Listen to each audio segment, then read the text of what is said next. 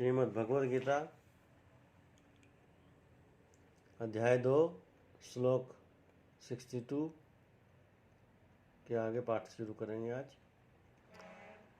ध्यायत विषयान् पुंसः संगतेषु उपजायते संगात् संजायते कामः कामात् क्रोध अभिजायते। अर्थात इंद्रिय विषयों का चिंतन करते हुए मनुष्य की उनमें आसक्ति उत्पन्न हो जाती है और ऐसी आसक्ति से काम उत्पन्न होता है और फिर काम से क्रोध प्रकट हो जाता है। जो मनुष्य कृष्ण भावना भावित नहीं है उसमें इंद्रिय विषयों के चिंतन से भौतिक इच्छाएं उत्पन्न होती हैं। इंद्रियों को किसी कार्य में लगे रहना चाहिए और यदि वे भगवान की दिव्य प्रेम भक्ति में नहीं लगी रहेंगी तो वे निश्चय ही भौतिकतावाद में लगना चाहेंगी। इस भौतिक जगत में हर एक प्राणी इंद्रिय विषयों के अधीन है, यहाँ तक कि ब्रह्मा तथा शिवजी भी। तो स्वर्ग के अन्य देवताओं के विषय में क्या कहा जा सकता है। इस संसार के जंजाल से निकलने का एकमात्र उपाय है कृष्ण भावना से भावित हो जाना। शिव ध्यान मग्न थे, किंतु जब पार्वती ने विषय भोग के लिए उन्हें उत्तेजित किया तो वे सहमत हो गए, जिसके फलस्वरूप कार्तिकेय का जन्म हुआ। इसी प्रकार तरुण भगवत भक्त हरिदास ठाकुर को माया देवी के अवतार ने मोहित करने का प्रयास किया, किंतु विशुद्ध कृष्ण भक्त के कारण वे इस कसौटी में खरे उतरे। जैसा कि यामुनाचार्य के उपयुक्त श्लोक में बताया जा चुका है कि भगवान का एकनिष्ठ भक्त भगवान की संगति के आध्यात्मिक सुख का आस्वादन करने के कारण समस्त भौतिक इंद्रिय सुख को त्याग देता है। अतः जो कृष्ण भावना भावित नहीं है वह कृत्रिम दमन के द्वारा अपने इंद्रियों को वश में करने में कितना ही शक्तिशाली क्यों न हो, अंत में अवश्य असफल होगा, क्योंकि विषय सुख का रंच मात्र विचार भी उसे इंद्रिय तृप्ति के लिए उत्तेजित कर देगा। क्रोधात् भवति सम्मोह सम्मोहात् स्मृति विभ्रमः स्मृति भ्रंशात् बुद्धिनाशः बुद्धिनाशात् प्रणश्यति। क्रोध से पूर्ण मोह उत्पन्न होता है और मोह से स्मरण शक्ति का विभ्रम हो जाता है। जब स्मरण शक्ति भ्रमित हो जाती है तो बुद्धि नष्ट हो जाती है और बुद्धि नष्ट होने पर मनुष्य भवकूप में पुनः गिर जाता है। तात्पर्य,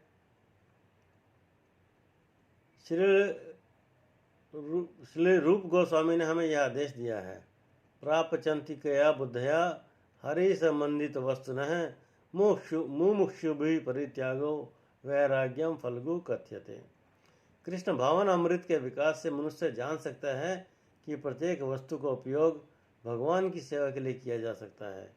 जो कृष्ण भावना अमृत के ज्ञान से रहित हैं वे कृत्रिम ढंग से भौतिक विषयों से बचने का प्रयास करते हैं। फलतः वे भवबंधन से मोक्ष की कामना करते हुए भी वैराग्य की चरण अवस्था प्राप्त नहीं कर पाते। उनका तथाकथित वैराग्य फल्गु अर्थात गौण कहलाता है। इसके विपरीत कृष्ण भावना भावित व्यक्ति जानता है कि प्रत्येक वस्तु का उपयोग भगवान की सेवा में किस प्रकार किया जाए, फलतः वह भौतिक चेतना का शिकार नहीं होता। उदाहरणार्थ, निर्विशेषवादी के अनुसार भगवान निराकार होने के कारण भोजन नहीं कर सकते, अतः वह अच्छे खाद्यों से बचता रहता है।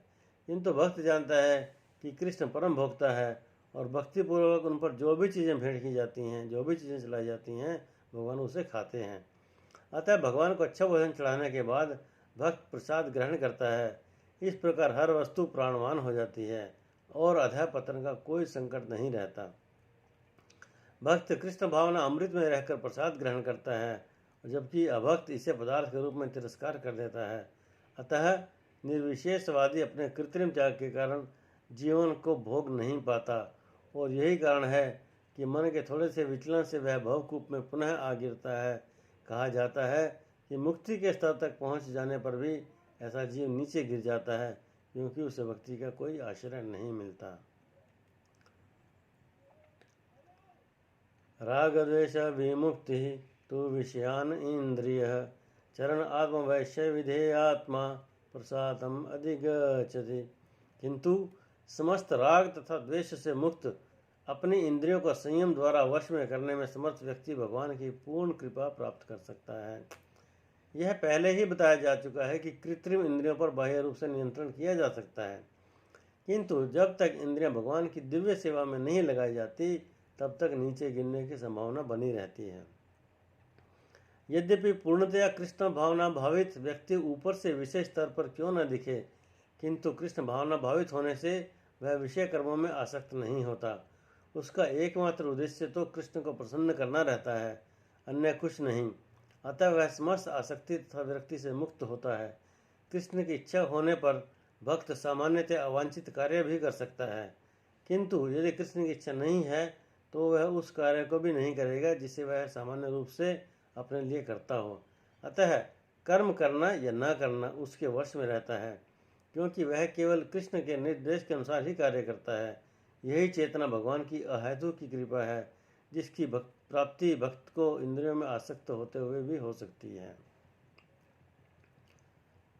प्रसादे सर्व दुखानां हानि अस्य उपजायते, प्रसन्न चेतस ही आशु बुद्धि परिअवतिष्ठते। इस प्रकार कृष्ण भावना अमृत में तुष्ट व्यक्ति के लिए संसार के तीनों पाप नष्ट हो जाते हैं और ऐसी तुष्ट चेतना पर उसकी बुद्धि शीघ्र ही स्थिर हो जाती है।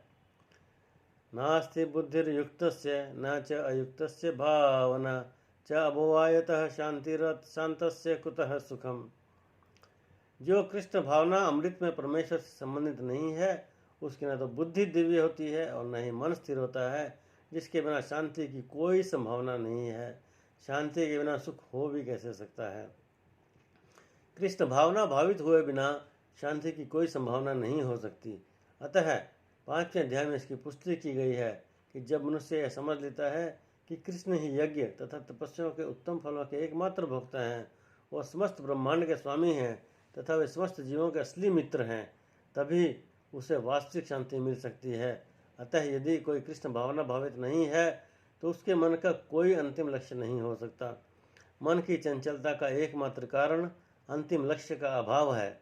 जब मनुष्य को यह पता लग जाता है कि कृष्ण ही भोक्ता, कृष्ण ही स्वामी और कृष्ण ही हम सब के मित्र हैं, तो स्थिर चित्त होकर शांति का अनुभव किया जा सकता है।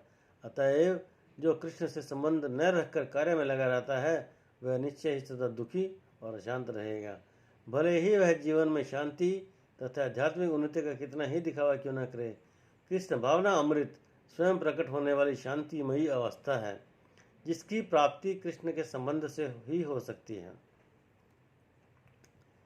इंद्रियाणाम ही चरताम यत मनः अनुविधीयते तत् अस्य हरति प्रज्ञाम वायु नामम इव अभियसी। जिस प्रकार पानी में तैरती नाव को प्रचंड वायु दूर बहा ले जाती है, उसी प्रकार विचरणशील इंद्रियों में से कोई एक जिस पर मन निरंतर लगा रहता है मनुष्य की बुद्धि को हर लेती है। तात्पर्य, यदि समस्त इंद्रियां भगवान की सेवा में न लगी रहें और यदि इनमें से एक भी अपनी तृप्ति में लगी रहे तो वह भक्त को दिव्य प्रगति पथ से विपथ कर सकती है। जैसा कि महाराज अम्बरीश के जीवन में बताया गया है, समस्त इंद्रियों को कृष्ण भावनामृत में लगा रहना चाहिए, क्योंकि मन को वश में करने की यही सही एवं सरल विधि है। तस्मात् यस्य महाबाहो निगृहीतानि सर्वशः इंद्रियाणि इंद्रिय अर्थेभ्यः तस्य प्रज्ञा प्रतिष्ठिताः। अतः हे महाबाहु, जिस पुरुष की इंद्रियां अपने अपने विषयों से सब प्रकार से विरक्त होकर उसके वश में है, उसी की बुद्धि निस्संदेह स्थिर है। कृष्ण भावना के द्वारा ये सारी इंद्रियों को भगवान की दिव्य प्रेम भक्ति में लगाकर इंद्रिय तृप्ति की बलवती शक्तियों का दमित किया जा सकता है। जिस प्रकार शत्रुओं का दमन श्रेष्ठ सेना द्वारा किया जाता है, उसी प्रकार इंद्रियों का दमन किसी मानवीय प्रयास के द्वारा नहीं अपितु उन्हें भगवान की सेवा में लगाए रखकर किया जा सकता है। जो व्यक्ति यह हृदयंगम कर लेता है कि कृष्ण भावन अमृत के द्वारा बुद्धि स्थिर होती है और इस कला का अभ्यास प्रमाणिक गुरु के पथ प्रदर्शन में करता है, वह साधक अथवा मोक्ष का अधिकारी कहलाता है।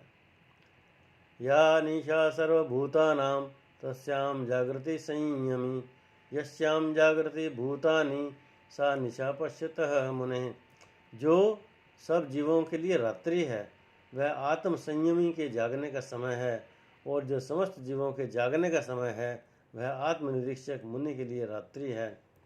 बुद्धिमान मनुष्यों की दो श्रेणियां हैं। एक श्रेणी के लिए इंद्रिय तृप्ति के लिए भौतिक कार्य करने में निपुण होते हैं और दूसरी श्रेणी के मनुष्य आत्मनिरीक्षक हैं, जो आत्म साक्षात्कार के अनुशीलन के लिए जागते हैं। विचारवान पुरुषों या आत्मनिरीक्षक मुनि के कार्य भौतिकता में लीन पुरुषों के लिए रात्रि के समान हैं। भौतिकतावादी व्यक्ति ऐसी रात्रि में अनभिज्ञता के कारण आत्म साक्षात्कार के प्रति सोए रहते हैं। आत्मनिरीक्षक मुनि भौतिकवादी पुरुषों की रात्रि में जागे रहते हैं।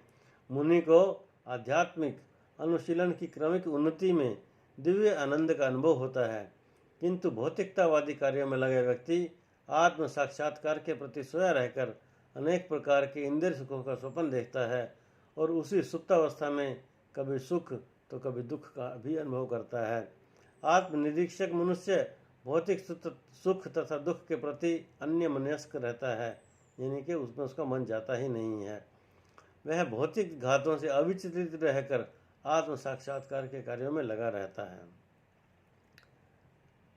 आपूर्यमाणम् अचल प्रतिष्ठं समुद्रमापः प्रविशन्ति यद्वत् तद्वत् कामायं प्रविशन्ति सर्वे शांतिम् आपनोति न काम कामी। जो पुरुष समुद्र में निरंतर प्रवेश करती रहने वाली नदियों के समान इच्छाओं के निरंतर प्रवाह से विचलित नहीं होता और जो सदैव स्थिर रहता है, वही शांति प्राप्त कर सकता है। वह नहीं जो ऐसी इच्छाओं को तुष्ट करने की चेष्टा करता हो। यद्यपि विशाल सागर में सदैव जल रहता है, किंतु वर्षा ऋतु में विशेषतः यह अधिकाधिक जल से भरता जाता है, तो भी सागर उतने पर ही स्थिर रहता है। न तो वह विक्षुब्ध होता है और न तट की सीमा का उल्लंघन करता है। यही स्थिति कृष्ण भावना भावित व्यक्ति की है। जब तक मनुष्य शरीर है, तब तक इंद्रिय तृप्ति के लिए शरीर की मांगें बनी रहेंगी, किंतु भक्त अपनी पूर्णता के कारण ऐसी इच्छाओं से विचलित नहीं होता। कृष्ण भावना भावित व्यक्ति को किसी वस्तु की आवश्यकता नहीं होती, क्योंकि भगवान उसकी सारी आवश्यकताएं पूरी करते रहते हैं। अतः वह सागर के तुल्य होता है, अपने में सदैव पूर्ण। सागर में गिरने वाली नदियों के समान इच्छाएं उसके पास आ सकती हैं, किंतु वह अपने कार्य में स्थिर रहता है और इंद्र तृप्ति की इच्छा से रंच भर भी विचलित नहीं होता। कृष्ण भावना भावित व्यक्ति का यही प्रमाण है। इच्छाओं के होते हुए भी वह कभी इंद्र तृप्ति के लिए उन्मुख नहीं होता, क्योंकि वह भगवान की दिव्य प्रेम भक्ति में तुष्ट रहता है। अतः वह समुद्र की भांति स्थिर रहकर पूर्ण शांति का आनंद उठा सकता है। किंतु दूसरे लोग जो मुक्ति की सीमा तक इच्छाओं की पूर्ति करना चाहते हैं, फिर भौतिक सफलताओं का क्या कहना, उन्हें कभी शांति नहीं मिल पाती। कर्मी, मुमुक्षी तथा वे योगी सिद्धि के कामी हैं, ये सभी अपूर्ण इच्छाओं के कारण दुखी रहते हैं, किंतु कृष्ण भावना भावित पुरुष भगवत सेवाओं में सुखी रहता है और उसकी कोई इच्छा नहीं होती। वस्तुतः वह तो तथाकथित भव बंधन से मोक्ष की भी कामना नहीं करता। कृष्ण के भक्तों की कोई भौतिक इच्छा नहीं रहती, इसलिए वह पूर्ण शांत रहते हैं। विहाय कामन्यः सर्वान् पुमाश्चरति निःस्पृहः निर्ममो निरहंकारः स शांतिम अधिगच्छति। जिस व्यक्ति ने इंद्रिय तृप्ति की समस्त इच्छाओं का परित्याग कर दिया है, जो इच्छाओं से रहित रहता है और जिसने सारी ममता त्याग दी है तथा अहंकार से रहित है, वही वास्तविक को शांति को प्राप्त कर सकता है। निष्प्रिय होने का अर्थ है इंद्रिय तृप्ति के लिए कुछ भी इच्छा न करना। दूसरे शब्दों में कृष्ण भावना भावित होने की इच्छा वास्तव में इच्छा शून्यता या निष्प्रियता है। इस शरीर को मिथ्या ही आत्मा माने बिना तथा संसार की किसी वस्तु में कल्पित स्वामित्व रखे बिना श्री कृष्ण के नित्य दास के रूप में अपनी यथार्थ स्थिति को जान लेना कृष्ण भावना अमृत की सिद्ध अवस्था है। जो इस सिद्ध अवस्था में स्थित है, वह जानता है कि श्री कृष्ण ही प्रत्येक वस्तु के स्वामी हैं। अतः प्रत्येक वस्तु का उपयोग उनकी तुष्टि के लिए किया जाना चाहिए। अर्जुन आत्मतुष्टि के लिए युद्ध नहीं करना चाहता था, किंतु जब वह पूर्ण रूप से कृष्ण भावना भावित हो गया तो उसने युद्ध किया, क्योंकि कृष्ण चाहते थे कि वह युद्ध करें। उससे अपने लिए युद्ध करने की कोई इच्छा नहीं थी, किंतु वही अर्जुन कृष्ण के द्वारा अपनी शक्ति भर लड़ा। वास्तविक इच्छा शून्यता कृष्ण तुष्टि के लिए इच्छा है। यह इच्छाओं को नष्ट करने का कोई कृत्रिम प्रयास नहीं है। जीवन कभी भी इच्छा शून्य या इंद्रिय शून्य नहीं हो सकता, किंतु उससे अपनी इच्छाओं की गुणवत्ता बदलनी होती है। भौतिक दृष्टि से इच्छा शून्य व्यक्ति जानता है कि प्रत्येक वस्तु कृष्ण की है। ईश्वास्यमिदं सर्वम, अतः वह किसी वस्तु पर अपना स्वामित्व घोषित नहीं करता। यह दिव्य ज्ञान आत्म साक्षात्कार पर आधारित है, अर्थात इस ज्ञान पर कि प्रत्येक जीव कृष्ण का अंश स्वरूप है और जीव की शाश्वत स्थिति कभी न तो कृष्ण के तुल्य होती है और न उनसे बढ़कर। इस प्रकार कृष्ण भावनामृत का यह ज्ञान ही वास्तविक शांति का मूल सिद्धांत है।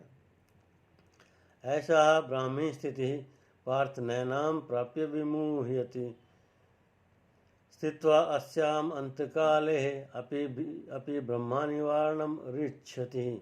यह आध्यात्मिक तथा ईश्वरीय जीवन का पथ है जिसे प्राप्त करके मनुष्य मोहित नहीं होता।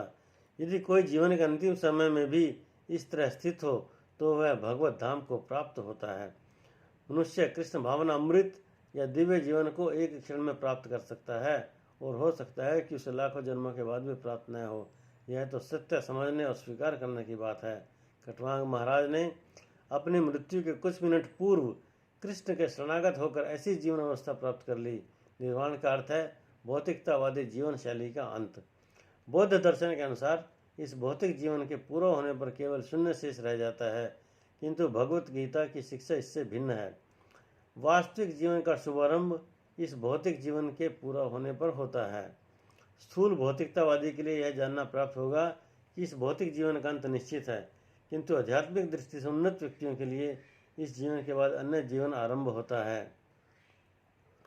इस जीवन का अंत होने से पूर्व यदि कोई कृष्ण भावना भावित हो जाए तो उसे तुरंत ब्रह्मा निर्वाण अवस्था प्राप्त हो जाती है। भगवत धाम तथा भगवत भक्ति के बीच कोई अंतर नहीं है, क्योंकि दोनों परम पद हैं। अतः भगवान की दिव्य प्रेम भक्ति में व्यस्त रहने का अर्थ है भगवत धाम को प्राप्त करना। भौतिक जगत में इंद्रिय तृप्ति विषयक कार्य होते हैं और आध्यात्मिक जगत में कृष्ण भावना अमृत विषयक। इसी जीवन में ही कृष्ण भावना अमृत की प्राप्ति तत्काल ब्रह्मा प्राप्ति जैसी है, और जो कृष्ण भावना अमृत में स्थिर होता है वह निश्चित रूप से पहले ही भगवत धाम में प्रवेश कर चुका होता है। ब्रह्मा और भौतिक पदार्थ एक दूसरे से सर्वथा विपरीत हैं। अतः ब्राह्मी स्थिति का अर्थ है भौतिक कार्यों के पद पर न होना। भगवत गीता में भगवत भक्ति को मुक्त अवस्था माना गया है। स गुणान समितितयतैन ब्रह्म भूयाय कल्पते। अतः ब्राह्मी स्थिति भौतिक बंधन से मुक्ति है। श्रील भक्ति विनोद ठाकुर ने भगवत गीता के इस द्वितीय अध्याय को संपूर्ण ग्रंथ के प्रतिपाद्य विषय के रूप में संक्षिप्त किया है। भगवत गीता के प्रतिपाद्य हैं कर्म योग, ज्ञान योग तथा भक्ति योग। इस द्वितीय अध्याय में कर्म योग तथा ज्ञान योग की स्पष्ट व्याख्या हुई है, अतः भक्ति योग की भी झांकी दे दी गई है। इस प्रकार भगवद गीता के द्वितीय अध्याय गीता का सार का भक्ति वेदांत तात्पर्य पूर्ण हुआ।